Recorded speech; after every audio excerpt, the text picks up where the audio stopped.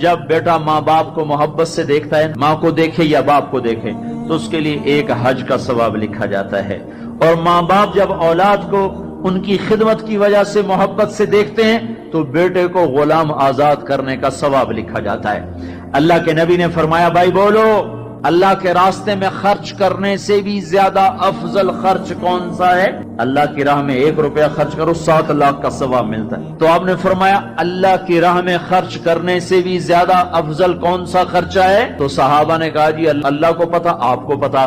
تو آپ نے فرمایا بیٹے کا ماں باپ پہ خرچ کرنا اللہ کی راہ میں خرچ کرنے سے زیادہ افضل ہے۔ اب میرے تو مر گئے، تمہارے زندہ ہیں تو کچھ کر لو، مر گئے تو بس پھر ہاتھ ہی ملتے رہ جاؤ گے۔ پر وہ بھی اب کسی کو توفیق نہیں ہوتی کہ کوئی افسوس اور غم ہو کہ کتنی بڑی دولت سے میں محروم ہو گیا۔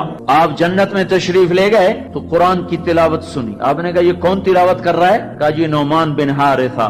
نعمان بن حارثہ تو مدینے میں بیٹھا ہوا ہے اور اس کی تلاوت جنت میں کیسے جا رہی ہے؟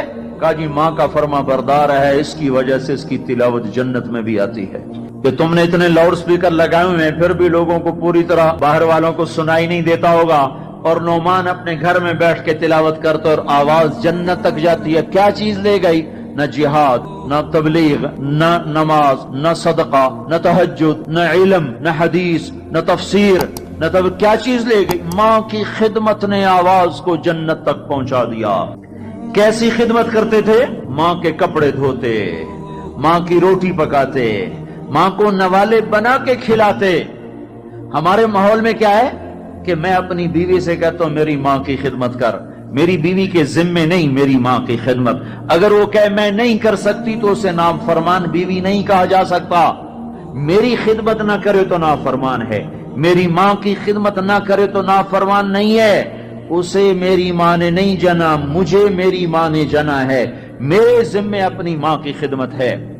تو نعمان بن حارثہ کپڑے دھوتے، روٹی پکاتے، سالن پکاتے، نوالے بنا کے کھلاتے، تیل لگاتے، کنگھی کرتے، جوئیں نکالتے، اور ماں کوئی حکم سناتی اور سمجھ میں نہ آتا تو دوبارہ نہیں پوچھتے تھے اماں کیا کہا، باہر نکل کے خادمہ کو بلاتے، کہتے میری ماں نے کیا کہا تھا تو بتا، مجھے سمجھ میں نہیں آیا۔ ادب کی وجہ سے ماں سے دوبارہ پوچھتے نہیں تھے۔ اور میرے بھائیو ماں باپ کی قدر کرو۔ موسیٰ علیہ السلام نے پوچھا یا اللہ میرا جنت کا ساتھی کون ہے؟ اللہ تعالیٰ نے کہا فلاں قصائی۔ موسیٰ اور قصائی میں کیا جوڑ ہے؟ موسیٰ علیہ السلام گئے تو قصائی ایسے بیٹھا ہوا گوشت بیچ رہا ٹوٹے کر کر کے۔ شام ہوئی اس نے تھیلا کندھے پہ لٹکایا، گوشت کا ٹکڑا ڈالا، گھر کو چلا۔ موسیٰ علیہ السلام بولے میں بھی آ جاؤں تیرے ساتھ؟ اسے نہیں پتا یہ موسیٰ ہیں۔ کہا آ جاؤ بھائی۔ گھر میں گیا، انہیں جا کے گوشت کے ٹوٹے چھوٹی چھوٹی بوٹیاں بنائی، ہانڈی پہ چڑھایا، آٹا گوندھا، سالن تیار ہوا، روٹی پکائی، تو تیار کر کے ٹرے میں رکھ کر ایک بڑھیا عورت بیٹھی جس کو الٹے ہاتھ کندھے کا سہارا دے کر ایسے بٹھایا، پھر آپ نے سیدھے ہاتھ سے نوالے بنا بنا کے اس کے منہ میں ڈالتا رہا، کھلاتا رہا کھلاتا رہا، پھر اس کا منہ صاف کیا، اس نے کچھ بڑبڑا کے کہا، پھر اس نے اس کو لٹا دیا۔ موسیٰ علیہ السلام نے پوچھا بھئی یہ کون ہے، کیا ماجرا؟ کہا میری اماں ہے، صبح جاتا ہوں اس کے سارے کام کر کے جاتا ہوں، شام کو آتا ہوں پہلے اس کے کام کرتا ہوں، پھر اپنے بچوں کو دیکھتا ہوں۔ موسیٰ علیہ السلام نے کہا یہ کچھ کہہ رہی تھی، یہ کچھ کہہ رہی تھی۔ وہ کہنے لگا کیا بتاؤں کیا کہہ رہی تھی؟ پاگل ماں ہے، پاگل ماں ہے، جب بھی خدمت کرتا ہوں مجھے کہتی اللہ تجھے موسیٰ کا ساتھی بنائے جنت میں۔ میں کہاں اور موسیٰ کہاں، میں کہاں اور موسیٰ کہاں؟ وہ جب بھی میں خدمت کرتا ہوں کہتی اللہ تجھے موسیٰ کا جنت میں ساتھی بنائے۔ آئے ہائے، موسیٰ علیہ السلام بولے تیرا کام بن گیا، تیری ماں نے تجھے موسیٰ سے ملا دیا۔ اے ماؤں کو راضی کرو، نبیوں کے ساتھ جنت میں پہنچو گے۔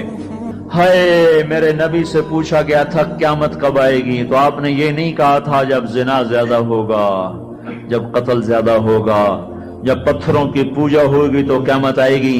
میرے نبی نے فرمایا تھا جب اولادیں ماں باپ کو ذلیل و رسوا کریں گی اس وقت قیامت آئے گی۔ جب ماں باپ سے ایسے بات کریں جیسے نوکروں سے کی جاتی ہے تو اس وقت قیامت آئے گی۔